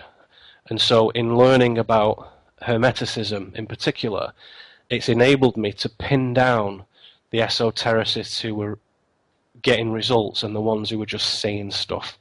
And it's no different in the 19th century than it is today with all our media spheres and stuff. It's the same game, and most of them were rubbish. It's just there's a tide, there's an ebb and a flow of quality. 10 years ago, it was nice and easy because the forums for decent speakers and thinkers were quite well curated because people didn't put themselves forward unless they knew what they were talking about. That happened also in the 1850s, in the 1950s, in the 1750s, same thing. And so I don't see it as anything extraordinarily new. It's just that the quickness of it, because of the internet, it's 10 years. That would have taken 100 years. We've just seen it all happen in 10 years, Right. in one decade. Well, I think, if I was hearing you right, that this relates to liminality, and I was going to mention it a few minutes ago when you were talking, because that's how I've ended up identifying myself, as in I can't identify myself. So, as a liminalist, then I'm constantly unaware exactly of what I am and what I'm doing and what I'm offering, and that's it. Take it or leave it, as you say. But in the larger context, it's a good word, Jason. Again, I have used that word in the past, and I am sure that you have some sort of line into my fucking desktop here. I think liminal is a word whose time is coming, actually. So liminality. One of the side effects of a period of liminality, which I think we could probably agree we're in now, been in for some time, is these false ceremony masters. That people with charisma, or at least the balls to act as if they had charisma, will step up into the roles of teachers and guides, even though they've got no credentials whatsoever. And I think this is the political realm. It has been for millennium, but now with the technology, liminality is becoming more and more prevalent. The information overload, right? We don't know what's real, what's true. Increasing liminality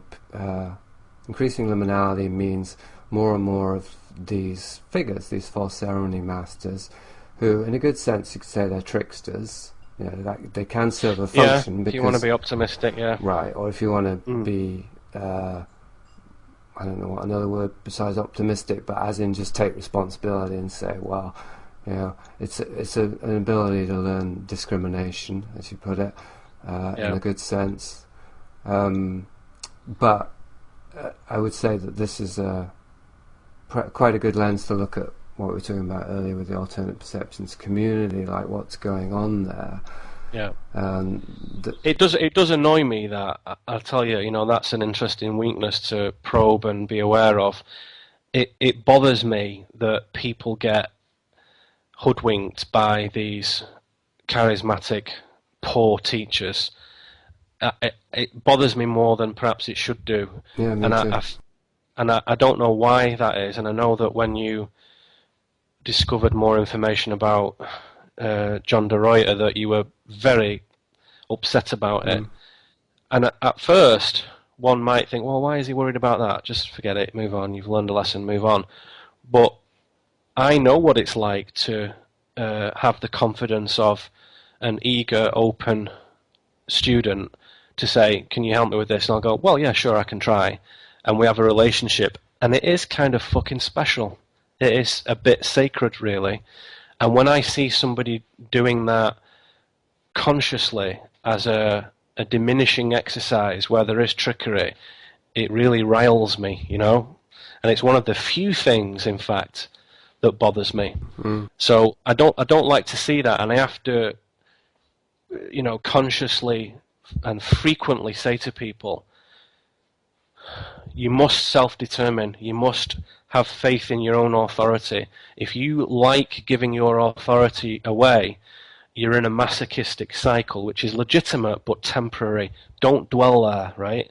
You have to learn that the only arbiter of reality is you, through yourself, through your own will. And again, perhaps you see there's a different meaning of that, through a divine emanation, which you have to earn the ability to conduct and to shape. You don't get it for nothing. You have to earn it. And you're aware of the conundrum in what you've just said. Well, you highlight that for me. If you're telling people that they should not listen to leaders and what other people say and just find their own way, then to follow that advice, they would have to ignore that advice. Yes, of course. Yes, that is funny. Well, here's the way I think about that, because it is funny that, you know, I often use the example of a piano teacher, right? You'll like this, Jason. Not a lot, as Paul Daniels said, but you might like it a little bit. Yeah. Let's say you're learning piano, and you have a piano teacher who comes and sits by you on that stool and says, no, not like this, like this. Do, do, do, do. Ah, yeah, got it. And they teach you, and they come round on a Thursday afternoon for an hour or so. You don't want the fucking teacher sat there all the time, do you? There are times where you want to practice on your own, and then go back over a period and say, hey, you know that thing you asked me, look at this now, excellent, well done. And you seek guidance and wisdom from this piano teacher for a period of time. And then at the end of it, as all good teachers know, and many of us are teachers in life all the time, a great successful student is one that has then finished their work with you and off they go, and you don't see them ever again. And it's the great sadness of the primary school and the elementary school teacher, that, apparently. There's a lovely French film about that, actually. And off they go. And that's it, and that's the end of it.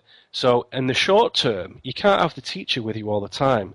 So if you're doing your performance at the Royal Albert Hall, you don't want the piano teacher sat next to you, do you? You're going to look like a right dick. Right. You want to do it on your own, and you want to get it right. So as the student becomes capable, they don't need the teacher much. So it's like, if I see a dependency arising, I'll seek to quash it, to the detriment of my own, quote, business, and say, you don't need to talk to me anymore, we're done. Or, I think we'll ramp this down and maybe look at, you can look at a different way of doing it. That happens. So I can't take anybody's money if I'm not feeling it's working. Just like a doctor, say, you know what, you've been on this holistic medicine thing and you've still got, an inflammatory bowel. I can't keep giving you this stuff. It's just not working. But hey, we give it a shot, didn't we? Thanks very much. See ya. Right. So for me, I'm conscious of the fact that with our piano teacher metaphor, people do want guidance for a period, and then off they go. And the most pleasing people that I've worked with, I don't see them anymore because they've developed authority in their own perceptions. And then the other sort of person, which is perhaps my favourite of all, really, is people who check in periodically. And it's really just an opportunity for us to track progress and growth and laugh about problems and cheer about triumphs or whatever. And again, it's very easy to underestimate how people don't have any opportunity for that. So they will instruct me to do that, to say, well, there's no one else. And it's like going to the dentist, or buying some fucking shoes, or getting the guy to come and cut your lawn. It's just one of those things, and I'm one of those things. So, yeah, it's time limited. That it's a period. What distresses me also is, and I use that word advisedly, is when I see someone and say, "Oh, you know, you look in great shape." Why? Well, I've been doing yoga for a long time, and I get up at 5:30 every day and meditate, and I go and see the master. The master? What master? Oh, this guy, so and so. I've been under him now for 25 years, and I just think that is a fucking disaster. I don't care who he is. I don't care what you're talking about. I don't care how good they are. That is a disaster. Fuck you. Yeah. So, well, it's transference. I mean, it's transference that taken to obviously need to say a dangerous extreme, but I think it always happens. There's always an element of transference, and there is for a limited time though. And in Asian mysticism, it goes bad. That it has done. And people in the West see Asian just because it's exotic and different and get the knickers in a twist about it. In Western mysticism, particularly Western European, there's less of that. And in my Hermetic experiences, there's an insistence on the student goes out for a year and does their own thing and then comes back. And you're on your own. And if you can't do it, tough shit. So it's like, you know, it's the SAS and they drop you off in a foreign territory and you've got to make your own way back. And if you don't, whatever, you're out. And if you do, well done. You showed some initiative, you made some decisions. Good. So the singular path in Hermetic mystical philosophy is very, very much emphasized, and that just appeals to me.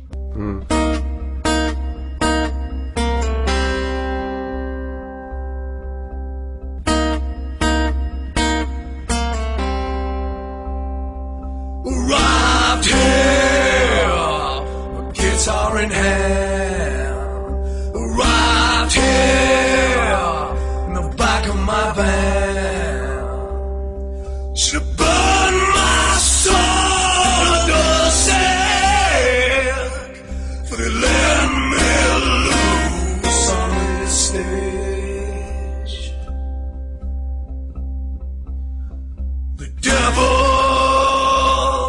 my side, alone, lonely ride.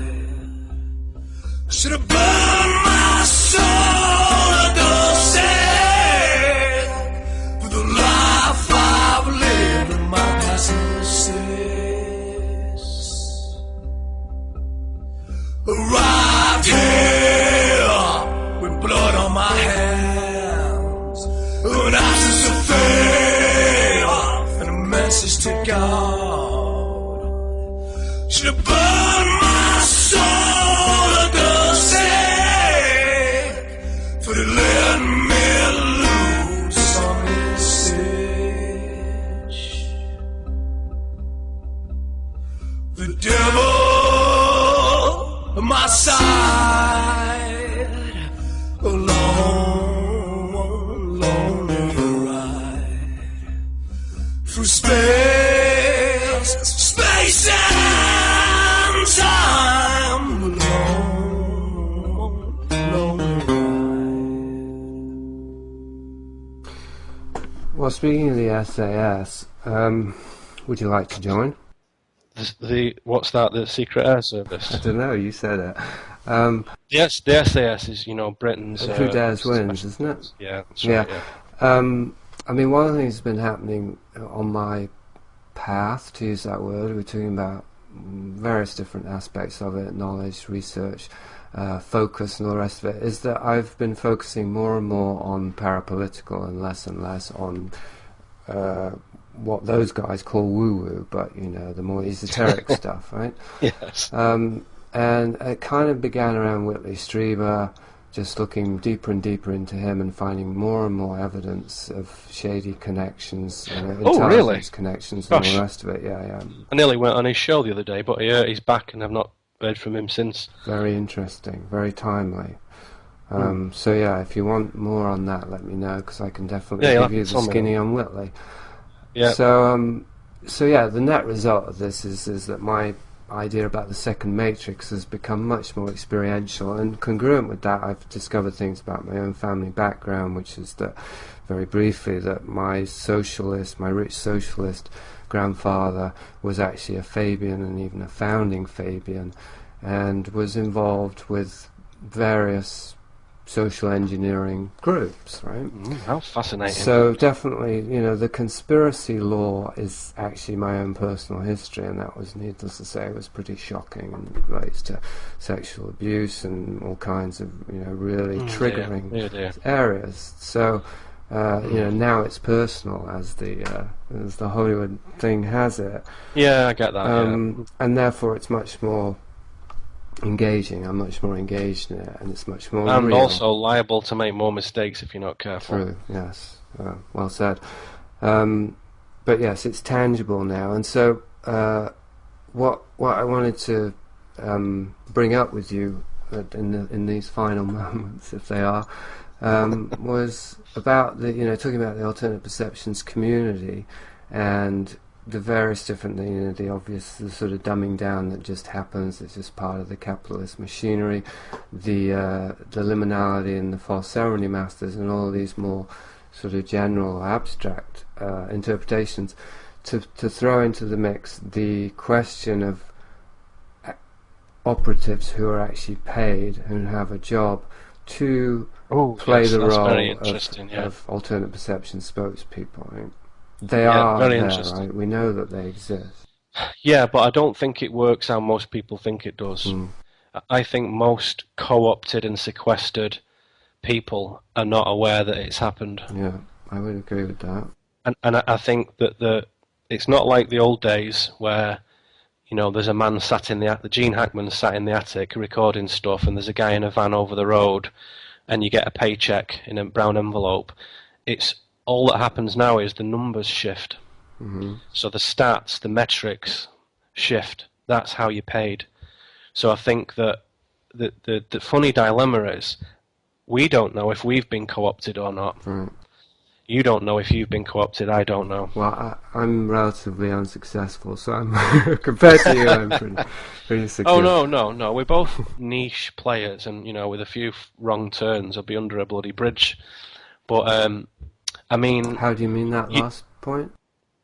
Under a bridge. It's a euphemism for very poor. So you can't afford a house, so you live under a bridge with a brown paper bag with cheap whiskey in it. Yeah. You have told me that story from long ago. It seems very romantic now, but I'm sure it wasn't at the time. Kind of. Yeah, forgive me, but if this is how I perceive it works now. Let's say that there's an important political process going on with whatever, Hillary Clinton or Rand Paul or Marco Rubio or some, I don't know, whatever. And you want to turn attention away from that to another right-wing thing. You might focus it on race in the States, in Baltimore at the present time, for example, or this cop who was just shot in New York. And anyone who's talking about that will suddenly see an enormous increase in their stats and their focus. And the technology is such that you can shift people from Facebook and Twitter and Snapchat and this and that to a certain point. And there's a piece of technology, I forget the name of it now, it's annoying, which is like a device that clips onto the fiber optic cables that run under the ocean and intercepts the streams from the satellites, and they can move traffic from one place to another. Right. That's how I foresee, that's how I perceive, rather, that this has been working for some time now. Right. So, it's sometimes, again, let's be vulnerable for a minute. Every now and again, I'm sure you must see someone and you think, God, he's rubbish, but he's got 1,000 million times more hits or likes or fame or fortune than I have. Some of those people, that isn't because they're popular. It's because they've had traffic diverted to them for a certain agenda. And I'm sure of that now, because I've seen instances of it.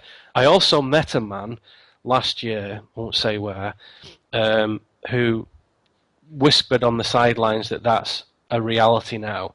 So he was the first person to not verify, but sort of corroborate it in a vaguely substantial way, to say people who have been co-opted don't know they've been co-opted, and that's the new trick. So this makes me think of something I read in Julian Jaynes' thing about consciousness, the bicameral mind. Julian Jaynes, I've never heard anyone mention that. Yeah, the breakdown of the bicameral mind, yeah. Yeah, and the first part of the book is particularly interesting, I think, because he talks about consciousness and conditioning, and how we're conditioned when we're unconscious of what's happening. And he uses an example, various examples, but one that comes to mind is of a professor who's teaching in a class, and the students who are primed for this, they laugh when he's in a certain position in the room, and they give positive feedback, and they're able to actually use this method to manipulate his position in the room. Basically, he unconsciously picks up on the fact that when he's standing at a certain place in the room,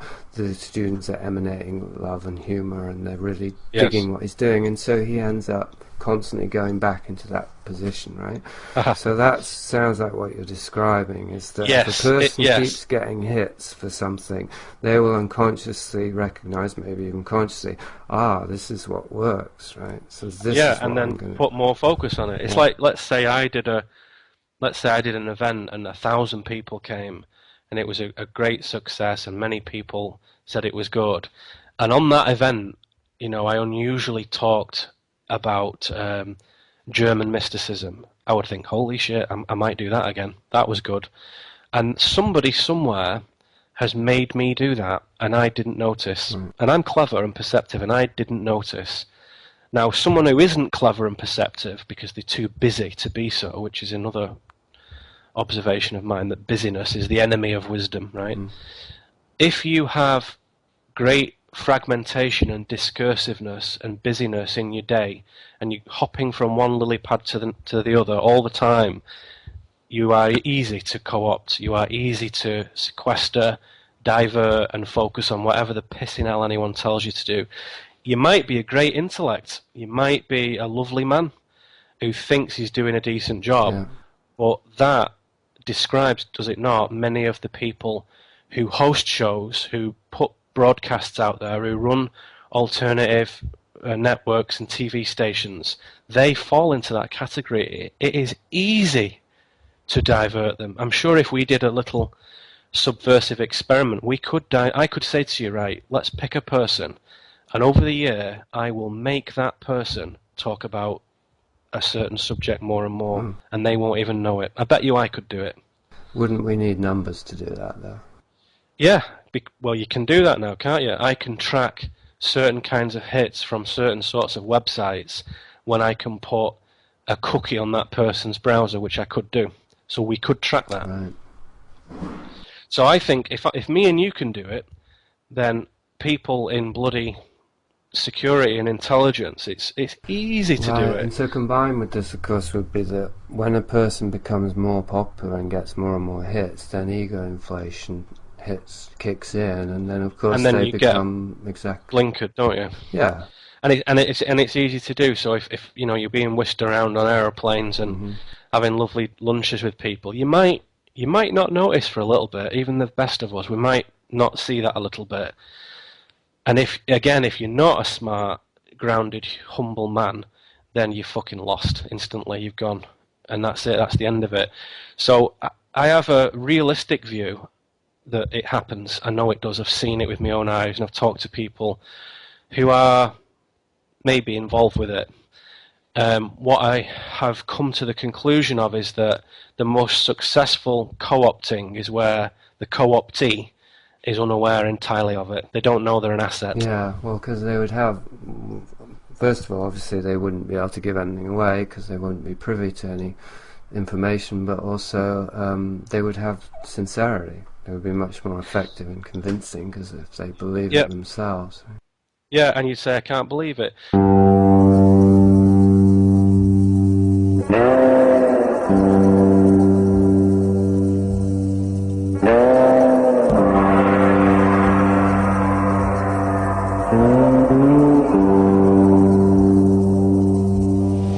you have to be careful with it, because you can go back to, say, like Alan Watts, you know, the British philosopher. I mean, he was dead in 1973, so he was out of all this.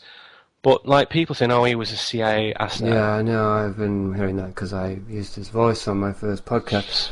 And I'm like, well, maybe he is, but he's still fucking excellent. Well, I tend to want to go by both. Like, okay, if somebody's not, there's something fishy around the background, okay, one thing.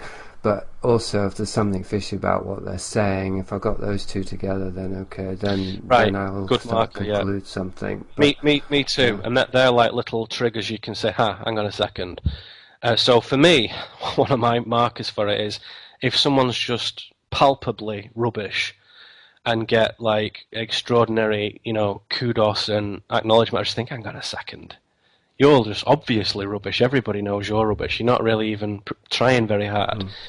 That's a little flag that goes up. And if then they're talking about hot topics all the time, I'm thinking, hang on a second. All right, so you've been assetized, you've been co-opticized, or whatever. And off they go. And I think, yeah, well, you're still a man learning things on a journey. That's legitimate. But you may not be aware that your agenda has been, I don't like the word hijacked, but diverted. You know, it's been diverted. For me, I think that when I see somebody who works on personal development in an honest way, that's quite hard to divert. But when you're just sharing information and data, that's super easy to divert. So maybe that people have attempted to do it for us, and sometimes it's worked for a bit and sometimes not. But it's kind of hard to do, because you're asking people to be individuals, and, you know, I'm sometimes fond of using little axioms and inventing them, and one is, you know, individuality is the enemy of empire, really. And I encourage that. So the best thing they can do to me is just keep the numbers low. So maybe they're co-opting me by making me, you know, moderately successful. There is no them, I guess, is the thing to... No. Well, you could say that again if you super zoom out. Yeah. In the end, it's saying, look, unless you take responsibility for your own growth, the empire will come and fill up that vacuum. End of story. Yeah, it's there. I mean, there's something to mirror something in us, but we are forever co-opting ourselves, I think, is the, you know. Yeah, so it doesn't bother me that, and I know that our mutual friend Alan Green, who's a lovely guy, had some concerns about red ice or whatever. I don't think that's necessarily anything to worry about, and I respect Alan. He's a really good lad. In fact, I was disappointed not to be able to join him at an event he was putting together in Olympia recently, but we can assume that what Alan says has some substance, and his particular angle is legitimate. But I think the nature of the co-opting is different than how some of us might imagine it. And I think it's done with numbers, not with individuals. He did say as much. I don't know if you listened to the whole thing. I did listen to it. I didn't pick that out as much. He was saying about how people who figure that calling aliens demons will sell the books a lot more, and so yes, yeah, that was a lovely point that he made. I did hear that, and he said, you know, if you talk about something that has a subgenre, off it goes. There's a pre-made ready market for it. And in Europe, you know, a lot of people are pissed off about immigration because it's destroying the fabric, not in ethnicity, but just in numbers. Forget their fucking colour. Just in numbers, it's really a problem in Britain. There's like bloody 70 million people now, can you believe? And it can't really support more than about 20. Where's 70 million people?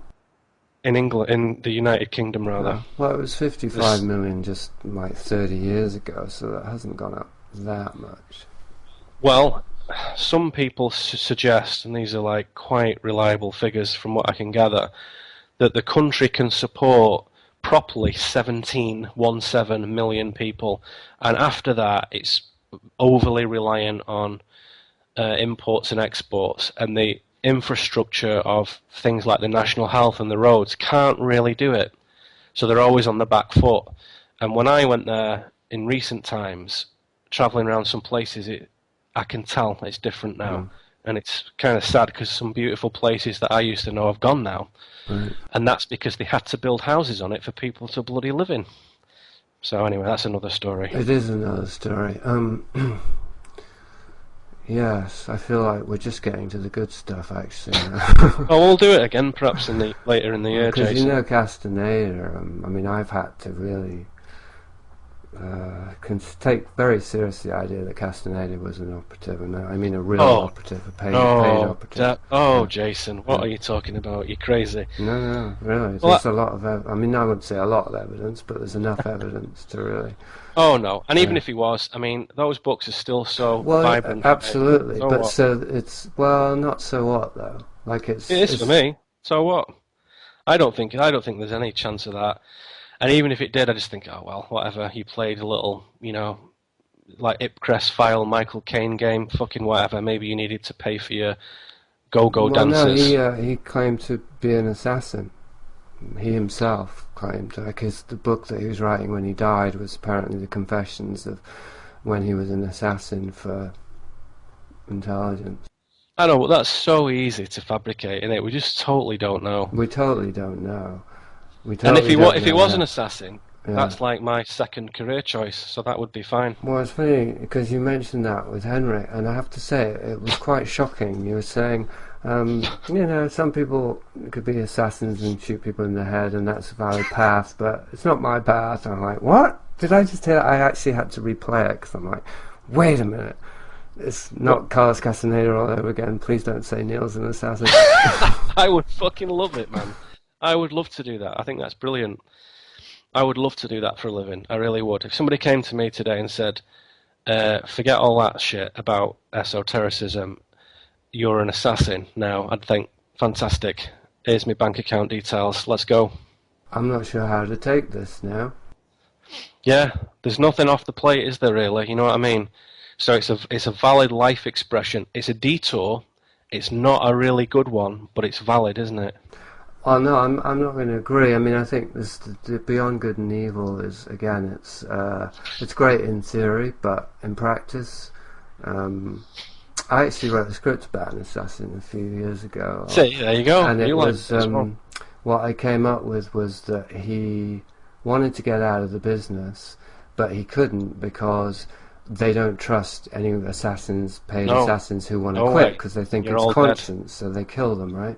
Absolutely. But he was caught between a rock and a hard place because he couldn't live with what he was doing. He was haunted by the ghosts of those that he killed, right? Yeah. Literally, psychically. So he was totally fucked. Like, it was not a detour, but a dead end, really.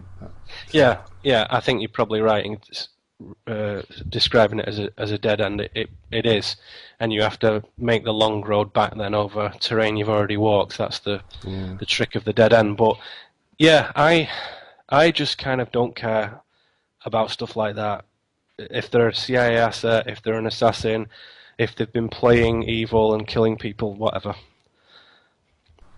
Well, yeah, we're at very different places in life then, because as hard as I'm struggling not to become moralistic in my middle age, I'm really very acutely conscious more and more of harm that people are doing, not knowingly or unknowingly, and of course not wanting to participate in that.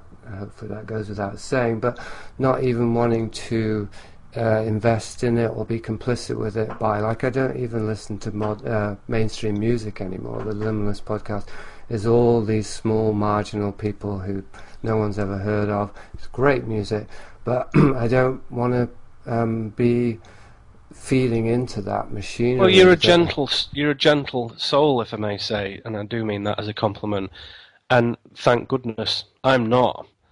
And it's just a different way of looking at it, but we need both of those things. Do you know what I mean?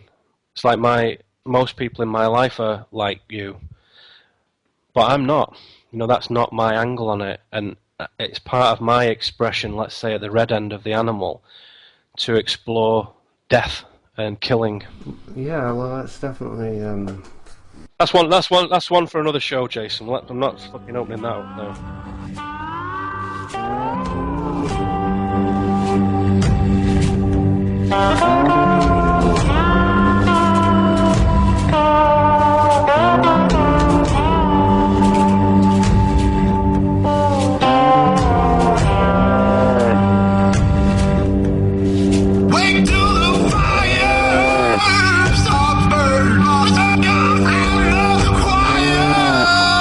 Stop murder.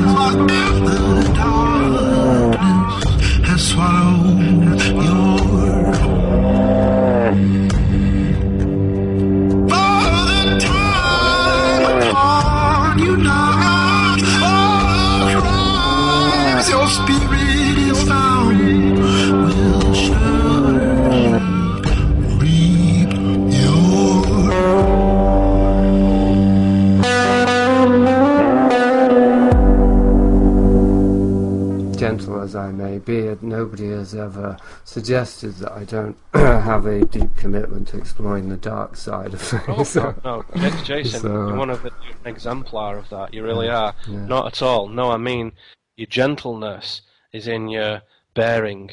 It's in your assemblage point, right? It's just part of who you are. It doesn't mean gentleness in any sort of soft way at all, quite the reverse, but it's a gentleness and it's a great asset and skill.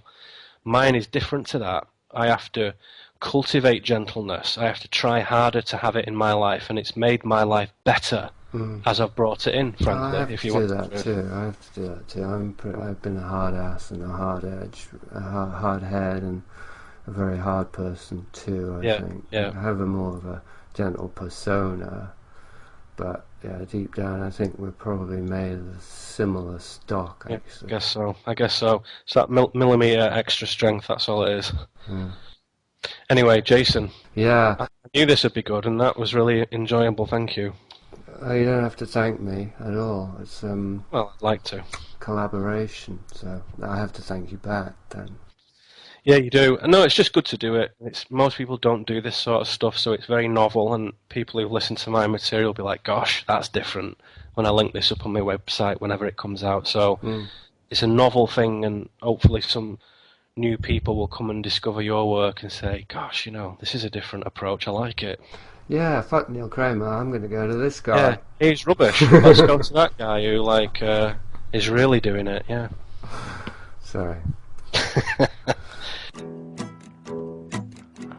Monkey said the man, I want your fire. Man said the monkey, I want your brain. Monkey said the man, my desire is to be like the mankind. And this was all the monkey said when his world come tumbling down. Monkey said the man, I want your fire. Man said the monkey, I want your prey. Monkey said to man, my desire is to be like the mankind. And this was all the monkey spoke when his world came tumbling down. Comes the monkey, and monkey speaks his mind. Now here comes the monkey, and monkey speaks his mind. Now here comes the monkey, and monkey speaks his mind. And this was all that monkey spoke when his world came tumbling down. La vie dans la jungle, c'est quand même bien sympa. Des lèvres l'air de bois nous posent des problèmes. Les singes sur les arbres préparent